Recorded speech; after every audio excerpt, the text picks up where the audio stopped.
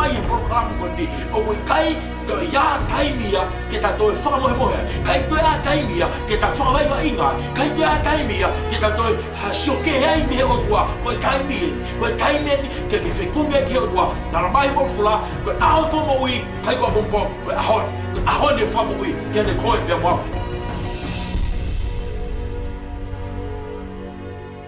Kore ke ufanga e whatapu tape ua whake e me wharenga tā ki au whahako te pokama koni. Ko pokama koni hano tolu. E tā noa koi ke mahu inga koi au seo sarema. Pea, we mahu inga ke te tau tolu ke tau lotua e melino ko seo sarema. E koe whikau ia o toa ke te tau tolu ke tau hanga lotua ai melino ko hika melino seo sarema. Koe whehu ia o proklama koe ni. Koe hae uhinga. O mahu inga seo sarema. Koe hae uhinga fupehea e seo sarema ia paku. Pako no uhinga ia o mahu inga ki tau toru kau karisiane o kau maui ki he iki. Ke tau hanga whatonga ia mahu inga ko ia o seu sarema. Kau hi ene whelahave i koe mo e tau tui whakalotu. Me tau support e tau tuu koe ki tau poupoua a seu sarema. Kau hi koe. Koe ngahi mea koe uhoko e aho ni. Hai bako whalawe koe ki ai. Koe wasi lau taimi whakendia o tua seu sarema. Pea ko uhinga i whai ai programa. Ko ni programa ni ke no tolu ko lave whika ko ia mo mahu inga ko seu sarema. Pea ko whampi ko kamata pi for ko ni tohe ko rea si suna ne pehe. I to i ko ia luke wahe o fulmatave suafa. O pea i pe to a ke nau tolu i he mata o he ta pe tak popula ke ngai pureang ko to pe. Pea malaki hifo a seu sarema e kakai sentaile. Kai oua ke ka kato ai kuonga o ka kai sentaile. Pea ko ki foi whakarea whamu mitaha kou pehe. Kai oua ke ka kato ai taimi koia o sentaile. Pea ko tui ku tau una tatolu e ke kuonga ia o kamata ia ke mahino mai. Ko hoko a seu sarema ia. Ko kolomua ia o Israeli he tainimi he ngau nei whai koia e Palestini Trump. Pea o mahino o pito peia o no whenga e ngahi pureanga sentaile lah i mamani ke nau hanga ko ia o tā malaki a seu sarema o talu me taimi ko ia o Nebkanesa o a umai ki tau tolu he kuonga ko ni o kei whaipe hono whenga ke tā malaki ko ia o seu sarema ke o nā hoko seu sarema ko kolomua ko ia o Israeli. Pea kau siope ianga historia e moi koa Napoleono ko tangata takau ko ni he taimi o Karisina ne kau i he tangata na ne kau na ne au ki seu sarema. Ko hingapi ko whakakau ko ia ke pure i ko ia a seu sarema. Pea au ki toake ngai whanua kau ngapi ko ni toake e nau whinga ke nau pure i a seu sarema. Pea au ke ngai whanua arepea ngai whanua moslemi e nau whinga ko Palestine e nau whinga ke nau hanga ko ia o pure i a seu sarema. Pea o ku lahi au pito mai ngahi pure anga ia de nau whinga ke nau au ke pure anga whatata nau ke whinga pe ke nau whaitu utuni ko hinga ko kolo ko in ko seu sarema. Pea ko hangi ia ngari e malava e ngai whanua malohi o mahamani e au ni ke nau hanga whakawhepaki o tua whakawhepaki a seu sarema ka koe mea ko tau hanga whatonga e au ni o tau nofo ki tau tolu e ngahi aho pea mahino mai ki tau tolu koe European Union. O ku hoko ia koe resurrected Roman Empire. Aia koe i misina i sio koe ki ai a Nebkanesa i he whakatonea nai whai ko ia e Daniela na ne sio ke uka mea ko ia i he vae. Pea ne pe ai ko uka mea ko niko tala noa ke whahinga mālohi whaka militare ko ia o loma i he kuonga ko ia. E ne hanga ko ia o kapa mamani pea mahino mai ke te tau tolu i he tūngurewa ko ia. Ko loma ko e Roman Empire ko European Union, ko pureanga whakatataha ko ia o Europe. O ku haa mai he tainimi, ngari ko ki nau tolu ia, o nau hoko ko e revive, ko resurrected Roman Empire.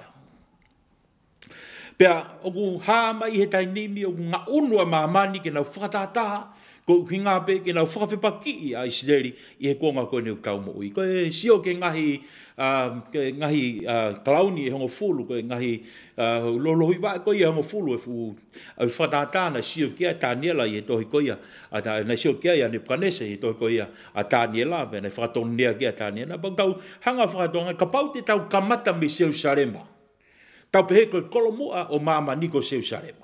O tau kamata mi seu sarema o whai mai ke toenga mama ni ko tau tolu o tau tungi tau tolu ia i he konga ki tau pepe ki tau tolu ko ngata anga ki tau tolu ia mama ni i he tu ko ia seu sarema. Pe whakabau te tau pehe, ko Jerusalema, ko Kolomua mamani. Pe mahino rewa i Jerusalema te tau lauha ngai whanua takataka i Jerusalema. Ko ngai whanua kau ngā api alo Jerusalema. O kuia ia ngai whanua koni. O kuia Syria. Ko ngai whanua takataka i Jerusalema mo Israeli. O kuia ia Syria. O kuia ia Lebanoni. O kuia i Asotadi. O kuia i Iraq. O kuia i Iran. Ko Saudi Arabia. O kuia i mo Sudan. O kuia i mo Ispite. Ko Libya, Ethiopia. Peka pau te tau toi ki tahataha mai me he atakai koe ni o Jerusalema. O tau toi unu mai ki he wheitu koe ni koe Europe. O tau au mai ki Europe, o koe mai ngai whanua tahatakai ai, e ho tau pepe koe, ho fulu koe e tahatakai koe e Europe. O koe ngai whanua koe ni i Europe. O kia ia Ingilani, o kia ia Falanse, o kia Siamani, o kia Scandinavia, o kia ia pia mo Portugal, ko Spain, ko Carisi, o kia ia mo Toake, o kia ia mo Eastern Europe. Pea toki hauai pe ki mamani o hau mai ai ki ngofono ko Siaina, hau mai ki Amerika, ai tau pepe, ko tau aluko ke toi lahi ange o tau o kauai mo tau tolu koe ni i tongani. Pea ko hono, mahino koe ki tau tolu e hao ni, o ku alua mamania i he ahoni o tau pehe ki tau tolu ea, we are living in a global village, pe tau pehe, ko hafo i kolo o i kolope. O tau takataka i kātoa ki tau tolu o au ko ia ki Israeli. Pea kono mo ni o tau nofu tau tolu i he global village. Tau pepe ko hafo i kolo pe i e taha. Kau mahino kue hono kolo mua. Mahino kue ai a hono pureanga. Pea mahino e iai hono taki e taha. Pea me iai. Pea mahino pe ia pe me iai tau e iai e pureanga i e taha. Tene hanga pure i tau tolu. Pea mohono dictator e taha. Ai moe toko taha tikitato. E pure toko taha ia. Ki mamani hono kotoa. Pe tau pepe koe first among equals. Peko toko taha o luaki mua ia i he tatau ko ia e toenga. Pea tahanga whātonga ia i mea koe na ukulawe koe ki ai i he tuunga koe ahoni. Natula koe ia ngai pureanga koe empire mamani. Talu me ia Nebuchadnezzar. Hauai ki Karisi Media.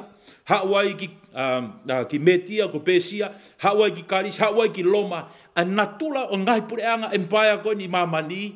E whao katoa ia he manwhikai, o manwhikai o pureanga whakaosko ni o tau whianga i moe aoni. Whao katoa na tula o ngahi malohi ko ia. O whao ia he pureanga ko ni o te teu ko ia, ke ne hanga ko ia o pure ik tautolu. Koe tō lalo koe kominiusi ko ia i Lucia, o tau hanga whakatoa nga iai, koe uhinga nei tō lalo pehea e kominiusia i Lucia, na iai hono uhinga o na ia. Ko hono uhinga ke foki ka kai siu na nau nofo ko ia i Lucia. Nau foki ki nau tolu ko nau pureanga. Foki ki nau tolu ki Isteri. Te kape i he lawe ai wholofola kia e toi sere mai a vahe hono taha no. Vesi ko ia hono taha whamo e tani ma. O pehe si awa ko ia wakai o ku hau a ngahi aho a ia e kai toi pehe ai o ku mo ui a siova a ia na ne o mea whanau Isteri me whanua ko ispide. Ka mo ui a siova ai ana ne o me whanau a Israeli me whanua toke lau, pe me ngai whanua ko toa pe na ne kapuse gnau tolu ki ai, pe te utoe o me gnau tolu ki o nau whanua, ai ana kwhaki ki e nau ngahi tamai. Ka hanga whatonga i heni wholofola koe ni, talo mea Nebuchadnezzar i hono whakamawhola ka kai siu i he ngai pureango toa pe o mamani, ka ia hone o tau kamata ke tau hanga whatonga i e meu o ku hoko i he tainimi, I hono hanga ko ia o tua whakaatata a ngai pureanga nei mawhola kia kaisiu ke nau whoki ki Israeli. Kau hi he wiai e ne palani ana ia ki Israeli. O kia e ne tau mua ana ki Israeli. Pea mahu inga ke te tau tolo ka kai e whanua ki tonga hono kotoa. Ke tau iloi o kau nofu tau tolo he konga koe ni. Mahu inga tau pōpō koe ki Israeli. Ko manu peke te au o kau i he pureanga whatataha. O kau me mipai. Pea mahu inga ke te tau tolo ke tau pōpō ma Israeli. O ana tau whai ha mea. E hoko ai ha mea ki hoko mai ai malaia e tua kia te tau tolu. Tōnga he tau mea uwhai koe ia ki Israeli. Ko taimi koe tau sio ai koe ki he mape koe ia mamani. Hana ulawe koe ki ai. Mei Jerusalema o koe ngai whanua takatakai ai. Ngai whanua e hongo fulu takatakai ai. Ko ne hau peko me Jerusalema hau ki ulope. Pa koe ngai whanua takatakai i hongo fulu i ulope. O le tū takatakai koe ia i ulope. Me tau sio koe ki ai koe Roman Empire. Bak tau pe koe resurrected Roman Empire. Peko Empire loma koe ia e toi whotu mai, pe toi ake mai e kuanga whaosko neu tau i ai. Pea koe i he pureanga whakatataha koe ni o loma, au koe i e ongo vae whoke ua nei. Sio whakatāne la, ke vae koe ni o e fu i mis koe ni, koe vae e ua koe ni, na ia e aion, pe koe i uka mea ai. Pe ko bia mari fongi hanga tau si o koi ki Europe au ni o kuia e Eastern pe wai mo Western. E ko ngo division e ua o purang fata ta ko ia o Europe. O ga vahe ke a ke wai vahe ke I fo ke ngo vai e ua na si o ke Daniela I misko ni. Pe tau si o ia honi e purang fata ta. Tau bebe ko pure anga fata ta I ne tu ia au ni. Tau bebe ko fare area ia mamani. Kau hanga tau pe koe ta powerhouse, tau pe koe whaitu ueni o tutuni e ngahi mea koe ia whikau aki, pia mo mamani e hao ni, pia koe alo e taimi hao ni, o alo e taimi ke toi maloki ange ai tutuni e pureng whatataia, ke ngai whanua mamani, o hao mai ke ahoni, kua kamata ke toi maloki ange, ai pure koe ia, ai pureng whatata, whakamamam lahi ke te tau tolu, o hange koe ia kau os mamata peke ei, iho tau whanua i ahoni. Koe langa wha ekonomika.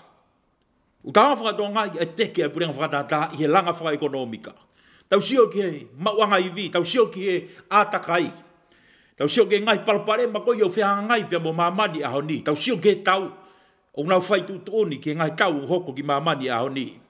Peka I tau sio koia ke ngahi ilo koia ki he vave koia o ilo koia I he teknolosia. Tau sio ke biology. Tau sio ke ngai tawhaki koia ngai mahaki. Tukumai ngai ahoni o kune hanga wasia. Ai kakai o ngai whanua I mamani. Ke whakarifia ia kakai pe whakatoko sia ka mamani. Ko hi ko kau tu maria I mamani. Una whakapaanga ngai mea peheni. Ko hi ngā ke whakatoko sia ka mamani. Pehe koa I knau tolu. Ko fu toko lahi a mamani aho koe ni. Ko tau sio koe ke tunga koe wiai a mamani aho ni. Ko third world crisis. Peko ngai palo parema koia o ngahi whanua koe ni o kaua ki tau tolu. Ko third world ki tau tolu. Ko pure anga hono tolu. Te kia ki tau wau tau tolu. Ki langa whakalakalaka koia wau ki a mamani aho ni. O nei ui eia ke o mai hasolowa whakamamani lahi. Ki ngai palo parema koe ni o tau whianga ngai mo ia. Peko koe pure anga koe ni whakaos koe ni e hoko mai koe ni mohono tu I. O ku alu e taimi o kauhanga whakatongai. O toi waweange e ngau e ia o lau maari e koe ni. E ne whainga ke ne hanga o kapo a mamani. Pea tau no whakaukau e toi merino ka mamani e tuku koe tau. Heu kei whaipe ngahi mea tau ia. O kei whaipe ngahi iwi atomia he ahoni. Pea kau whakaukau pe hanga whewhe. Hano tuku tau peke au tolu he alu koe ia. O tupulake o ilo he teknolosia pa tau pehe ki tau tolu ia. E wawea ngai hono whakasi isi e mau lao. Whakasi isi e tau. Whakasi isi e ngahi palupare mango ia hoko. I mamani hao. Ni kako mea peu tau whakatonga e ki tau tolu ia. O ku alu e taimia ke toi whakaututuange. Ai ngahi palupare mai ia. O kau whehanga ngai mo ia. Neongo alere iange sistemi whakapanke. Neongo lere iange ilo whakasainisi. Neongo lere iange ilo whakateknolosia. O kai ki tau whakatonga ki tau tolu alu e taimia mo toi saiange a mamani hao ni. Kau whakatonga i o ku alu ke toi palo pare mange a mamani ahon. Ai au tau whakaukau koe koe Global Village. Tau pehe kua fo I kolo whakamamani lahi. O kamata ki alo e taimia ke hoko ia mo oni e aho koe ni. O tolo mo mea mai por kama koe ni. Ka wilo e moni koe ni. E iai aho e hoko mai Jesus Christ koe misa i ahia. Pe koe ngata angaia o e taimi koe ia o e senta I le. He kai ke nau toi pure I mamani. He kai ke nau toi whaiwhai te ria. He kai ke nau toi hanga mimio ngai pure anga. He kai ke nau toi hanga whaitu tōni o whatatau ki he lau ai wholofola. O ku tufu ai wholofola ia me me ke whaitu peta. O ne tala mai e moni koe ni. Koe taimi e tok whoki mai ai a misa ia ko Jesus Christ. Koe taimi koe ia e ngata ai ai pure koe ia o senta I le. Pe hoko rewa. Ai kuohiria o hange peha mea. Koe mea pena hoko e kuohiri. Hoi kai ke nau te hanga ki nau tolo pure ki tau tolo. Koe hui he kua hoko mai e pirinisia merino ia. Pe kune o mai e ia merino mo ni ki mamani. Pe kai ke o mo merino no ia. O hange koe ngahi tua ki merino. O whai e ngai whanua la I mamani e aho koe ni. O kau unak tau tolo ke taimi langi ia au pito. O kau unak tau tolu ke taimi whakawhaofa. Neongo e kovia mamani ia. Neongo e whenga e whiri o e manwhikai koe ni. Tene whenga ne hanga pure ia mamani e konga whaos koe ni. Neongo ne whenga mo ne ngai whiri o I me ne ngai whenga. Tene hanga pure I ki tau tolu ake ngai maka. Ake e whika koe ia. O e ono ko whika e tangata. Neongo ne whenga ngai ake sistem whaka panke. Sistem whakapaanga. Kene hanga o pure I ki tau tolu he kaimi koe ni. Ka ko talat ke ni tau tolu e ah koe ni. Koe konga whakawhaofa koe konga kuonga tāpuaki, koe kuonga nia, te tau hanga i o whakatongai, a e tau kau pe mo o tua, e ne hanga o whai hono kakai, e ne hanga whakahofi ki tau tolu, pe me ngai whainga tā, me ngai palpare makoia, aia koe fōua mamani he kuonga whaoskoni. Tala mai, whalate ne hanga whakasisia, aho, whakanau e aho, koe hinga koe nginau tolu, o whai, kau kai siane, a kau tolu ko kau moi ki he iki. Kau unu kau tolu, ki ha kuonga, e hoko ai e pure o tua ki mamani, pe koe tau wausia i e tāpuaki, o whi mahi o tua i he tau moi. Koe tui a ngai tui, koe ike ngahi ko Jesus Christ. Tene hoko mai au tala mai, tohi koe a sakala ia wahe taha wha, vesono wha, tala mai, e hoko mai a Jesus Christ pe tu hono wae, i he mounga orive. Wha whitai ki eiki. Koe aho koe e tu ai, a Jesus Christ he mounga orive. Koe aho i e hoko mai ai, e pureanga o tua, ki mamani, pe tene pure i mamani, he tau e afu. Koe tau koe ia, koe tau ia e merino. Koe merino moonia na e kumi kea mamani. Ka nanau whenga hinga i whonga ke. Ka hange pe koe ka venga o talanoa i he whiafko ni. Koe talanoa ki he mahu inga koia o Jerusalema. Koe talanoa ki he mahu inga koia o Israeli. Koe taimi koia o sentaire ke ngata i kua wawe mai ia. Kono toi whanau i mai koia Israeli tau tahi whāwalu. Tau koe nei hoko i tahiwa no fitu. Neongo ai ngahi laka whakaha. O whai he hake loloto. Peka ki ngata, ngai whanua kau ngapi, ngai whanua ka arepea. E nau whinga koe ke nau whakapakia Israeli. Nau whinga ke nau whakaha ho nau loto. Ai kai ke nau loto ke iai hapureanga o Israeli. O kutu i mamani. Neongo ka atoa e ngai whinga. Tua tu moe pureanga whanata e nau whinga moe nau tau whia ki Israeli. Kai ke nau loto ke hoko ni ko hapureanga. Ka whawhetai ke ki kua pau ke hoko Israeli a koe pureanga. Koe pureanga ia e whakatua i he o tua hono pureanga. Pe e monu ia e ngahi pureanga o toa pe o mahamani. Pe he tau lotua ai merino o Israeli. E tāpaki e he o tua ia hotau ki whonuani.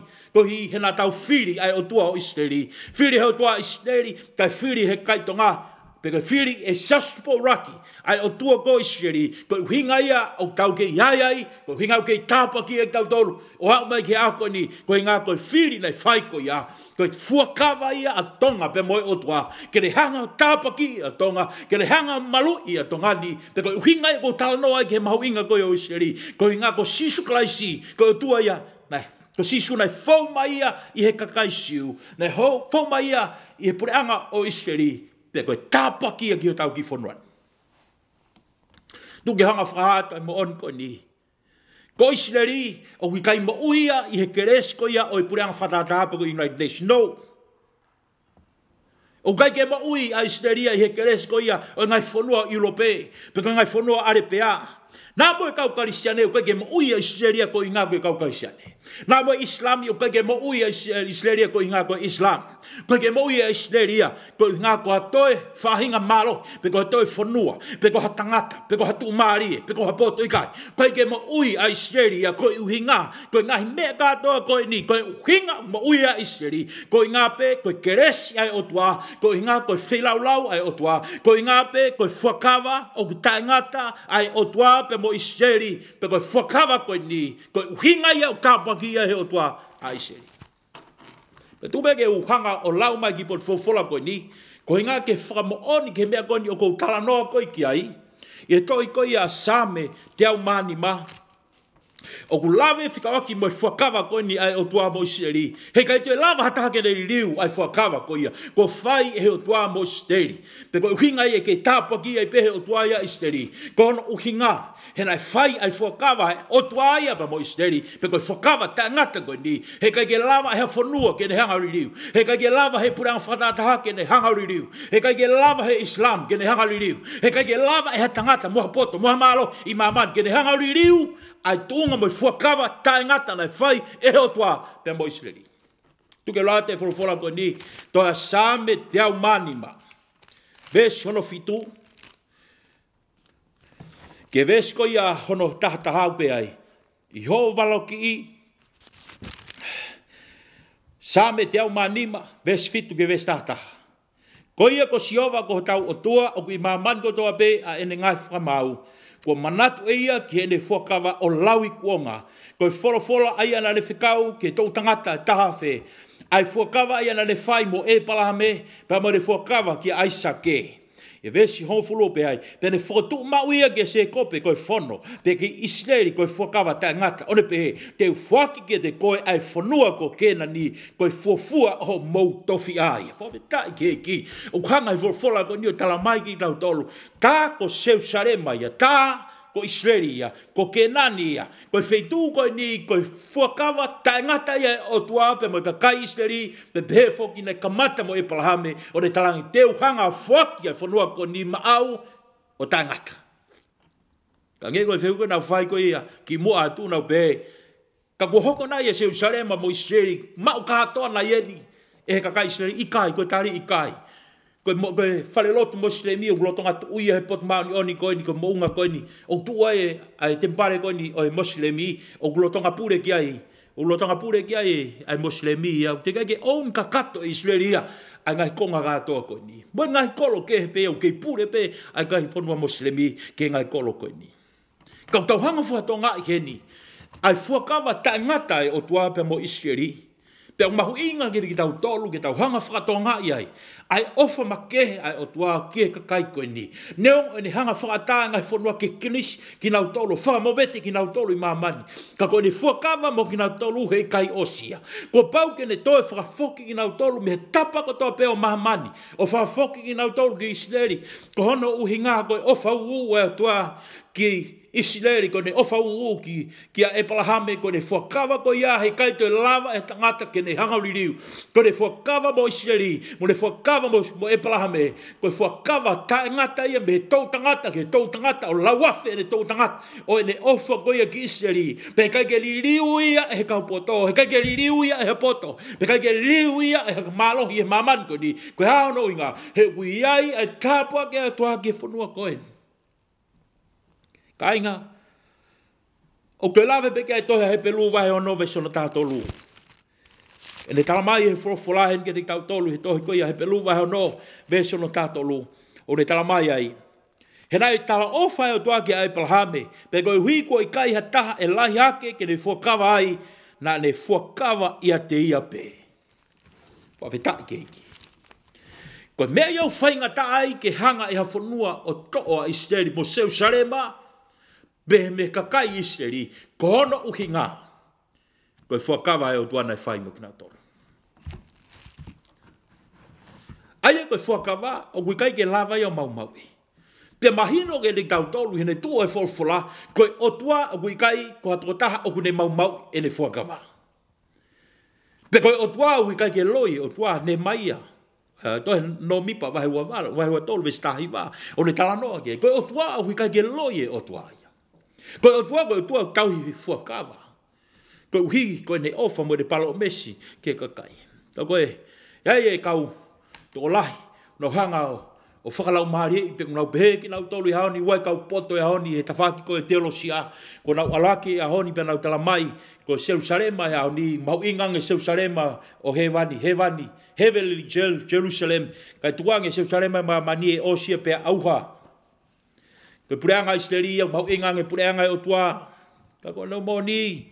He kai ke lava e taha ia ke ne hanga whakawhetongi e mo oni koia e kahau koia o Heavenly Jerusalem. Be koe Jerusalema koia whakainatula. Ko Israeli koe pureanga ia. Ne whotu he o tua. Kamata he o tua whakafou ia e Palahame. Pe ko pau gen hoko mai koe misa ia tene tuu ia i Israeli. Iai te tau tung mawahe ai. Tau aloa ki Jerusalema koia i langi. Kau ke ilo, kua pau ke hoko mai Jerusalema he wadi ia, o re tuu i mamani, Jerusalema ko ia i mamani. Nai kai e whihalaki o tua ia, en hanga ko ia, o ngauhi ko ia Jerusalema i mamani. I kai, nai kai e whihalaki ia. Nai kai e whihalaki en ngauhi ki tau tolu ki ai, ha tau sino i mamani. Whia mau ia ke whakatau ataina ki tau tolu me sino ko ni. Pe kai ke tau te hanga he o tua ia, o to e ngāhui ki tau tolu ke tau hoko ka kau angelo. Ko taimi koe te tau mate, e heka ke tau hoko ki tau tolu ka kau angelo. O se unga pe kau angelo ne hanga o tua ia ngāhui ki nau tolu, o si lau miliona, mahaku lau piliona kau angelo e o tua. Pe kai ke te whia maa o tua e ke taimi koe tau mate ai, pe tau liriu tau tolu hoko kau angelo. O se unga pe kau angelo koe.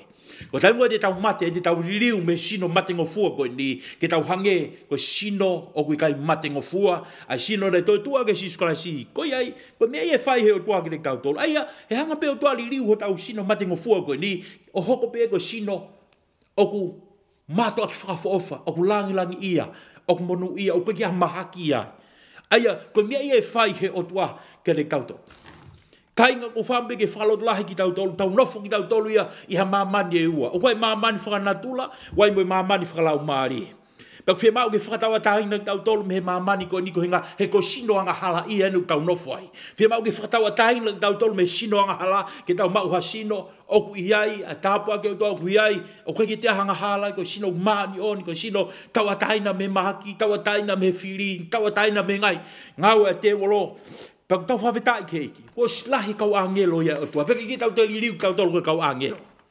Kau whawhetai ke o tua ko hinga koe mea koe ni ko lawe koe kiai i he polo kalama koe ni. Kau hanga o whakatonga i he tūnunga koe ni. I he ngā unu koe mamani e hoko koe ai European Union na lawe koe i kiai ane naiange. Ko hoko ai European Union koe ni a revived Roman Empire. Ke hoko ni koe pure ang whakatata koe Europe. Aia koe fo i lau maari e koe ia, nei mau koe ia e loma i hono iwi whakamilitare koe ia. O loma. Kene hanga ia o ikuna i ngai pure anga lahi. Mo ngai whanua lahi, o ne take over i ngai whanua, koe hono uhinga ko hono malo whakamilitare. Kai ke ngatai, wai moe pote koe karisi. Tau sio ke natula koe ia, o pure anga whamimita koe ni. Tene hanga pure i ai o tau pe, katoa i ngai lau maari e nei mau koe ia, e Nebuchadnezzar, koe tiki tato. Lau maria koe na mau koe ia, e mitia mo pisia, mo pesia. Ai koe foi lau maria na lau whao e lau iron rule. Peko tau pepe koe iron law. Peko whainga lau ia na mātua a whiwheka o pito, na kai ke lava e tangata kene toi liriu e lau koe ia mitia mo pesia. Peta wau mai ki karisi, koe kuanga koe ni karisi, tau sio gai, koe poto whakatemo kalati. Ai poto koe ia tangata, ai poto koe ia o tokolahi. Eia, koe whainga malohi ene taha, koe lau maari ene o tau sio ke. Pa wau mai ai peke he pure koe ia, whakamilitare koe ia loma. Kato katoa ngai fo lau maari e koe ni, e whao ia he fu manwhikai koe ni koe taha koe ni. Kato katoa mea loma. Ai au mahino ki tau tolu, e ta koe lau maari e koe ni, o kui kai, koe ngai fu lau maari e, na e osi iai pe me he kamatanga o au mai ke taingonu tau mo ui ai. Hoko mai ai i Papilone. O se to Papilone ki hoko mai pe fu lau maari e. Hoko mai mitia mo pesia.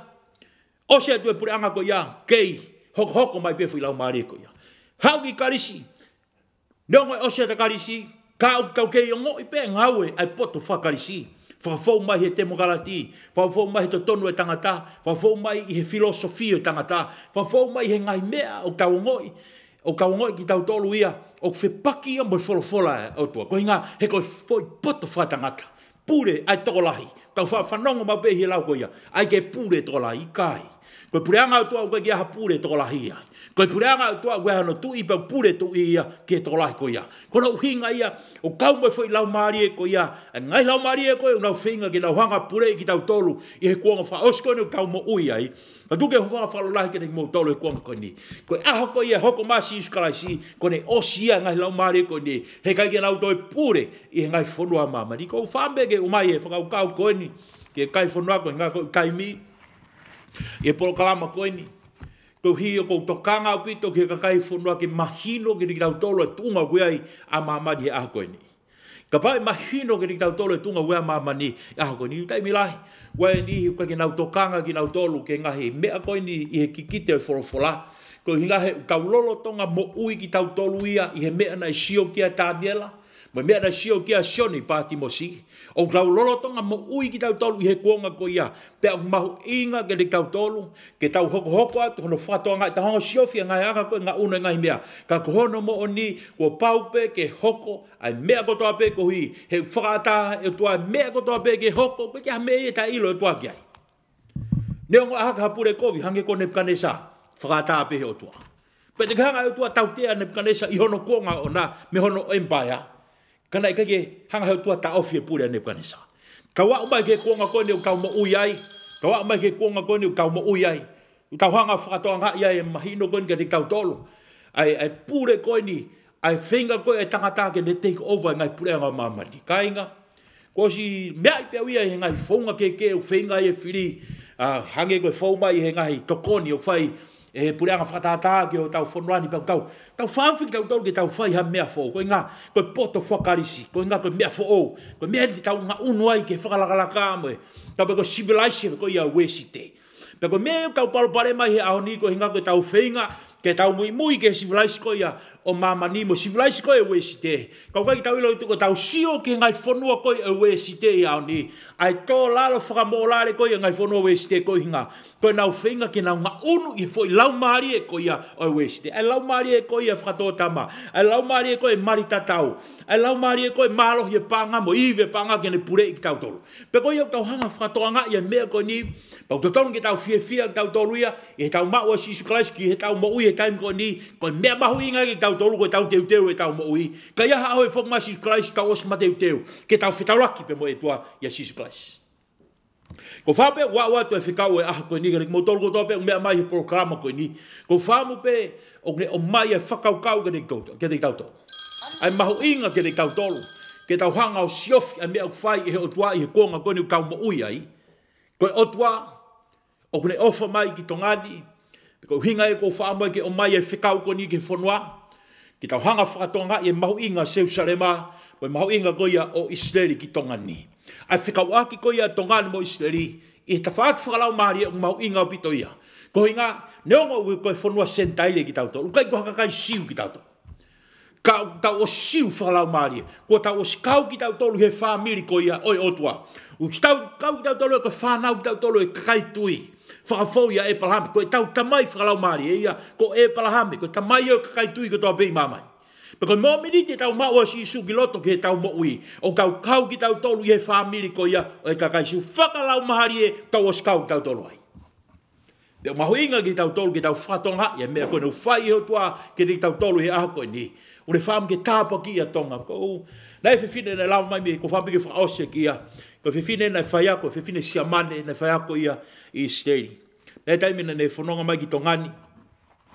Pane hau pe o kumi mai ai motuani pane koa mo ko hoa pane talamai no ai e fuka ko ia o laione o ne hanga o kofu ia ki maua pane talamai o ko lot pane fai e lotu ma ki maua ne talamai mau inga o pito ki fai e whakatokanga ki tonga ko hinga ko whikawaka tongani pe mo Israeli ko hinga o me mipa tongani he United Nation pe ko huika iai ha fai nga vote ki ha mea ke whakawhepaki a Israeli ki ona kawa tongani pe na ai ai vote nei fai i ngai kai mai koe ni ki mui mai ko ke uilo ko hai mahino mai nei fai e vote nei ka ki asa tongani he vote mahino nei ngai fonua nei vote mai Israeli pe fonua nei na vote na tolo whakawhepaki a Israeli kana whakasio pe nei fea tongani talamai nei ka ki hawa fonga ki alo vote ai au kau hanga whakatoanga i hen o kui ai pe ai tuunga ui ka ke mahino ke te tau tolo ke o tau fonuani pe mo tau pure anga o ka ke mahino ki tau tolo ai tuunga o to ton ke tau tuai pe ko tuunga ko tu ton ke tau tuai ko tuunga ke tau kau mo Israeli o na tau to fa o loto pe ka pau e more ho tau fainga mari ke tau kau hik no nation fa fita ke ki tau atama ki tau tolo mea ko me mahu inga ke te tau tolo ai mahu inga ke tau tolo ke tau tu o pou mo Israeli o tatau ai bebe ko ha fainga to tongi te tau tatongi ko hinga ko tau kau mo Israeli tau fili ki tau tolu o tua fili ki tau to Israeli ko kakai nia o tua pe ko pau ki tapa ki tatau ai bebe te tau kau he voti ma Israeli tatau ai bebe te tu a mama nia fa pak mo Israeli e ke tapa ki be he o tua ya Israeli ka ko hui ke tapa ki ye ki tau tolu mo tau fonwa o mahu inga ki tongani ke tau voti ke tau hanga tau hanga pou ia Israeli e mea ka toa peu whai Israeli tau tū tau pou ko ua o si whitau laki ai mo ka kai ni iau ki tō tāne whanonga mai me mori o ne talamai ki a te au peuri mea pea Israeli ka ko hinga koe nau hou tamaki o whai ki ka kai koe ni whanonga kau ngāpi pau talangi i o kono mo ni o na ia ko mamani he miti au nau hului mai ai mea ko whai Israeli ki ngai whanonga kau ngāpi kau kai ki nau hanga ki nau tō hului mai mea whai ngai whanonga kau ngāpi ko ni ki Israeli na hulu mai na tole frai hawa ko no moni ko frai hawa ko fenga a Israel ke ne hanga malu ia me ngai fonu atakai ko ni he ko ngai fonu atakai ko ni o si to Israel ke tahi pe ka pau na pe ke na hanga o fe Israel ko tahi pe te na hola hao ki ai Pe ko hinga ia ko pau pe ke malohi a Israelia ke le hanga malu i kau a whanua Israeli. Ko ona uhinga, na whai ange ko more ai pure anga nei whake o tua heu ke tui pe a Israelia ko i whakawa e o tua moki nau tolu ko pau ke hoko seu sarema ia ko nau kolomoa ia te hoko Israelia ko nau whanua ia o ki nau tolu. Ko mea ko fia pe au ia ke o mai e proklama ko ni ko hinga ke inasi e taha ko toa pe o nau mea mai e proklama ko ni ko hinga ko whaam ki te o mai pe ha mama ke kakai e whanua ko inga ke lau hanga whakatonga e tunga ko i wiai a mama ni aho ko ni mai mahu inga ko ki tau tolu ke tau popo a Israel ke mahu inga ko ki tau tolu ke tau lotua ai merino ko ia o Israel whawhetai ke eki pe ko hinga ia e proklama ko ni ko wham ke whahakering mo tolu malo pito mo mea mai proklama ko ni ofa ke tāpa kina mo tolu heiki tau tok whenonga i pronga mahoko mai te gai ose u kawenga ko ni ko wham ke u hoko pe Israel he ko uangoi o wiai ho whatongia e whanua koe ni, ke whakaha, ke kakai e whanua, ai mahu inga, ke tau tū whakataha, ke tau poupou i Israeli, ko hingape, ko tau kauia pe moi o tua, ofa ke tau pekina mo tolu heiki, tau tōk whenongaki, i he taimi ka hoko mai, māloa pito, ka mo mea.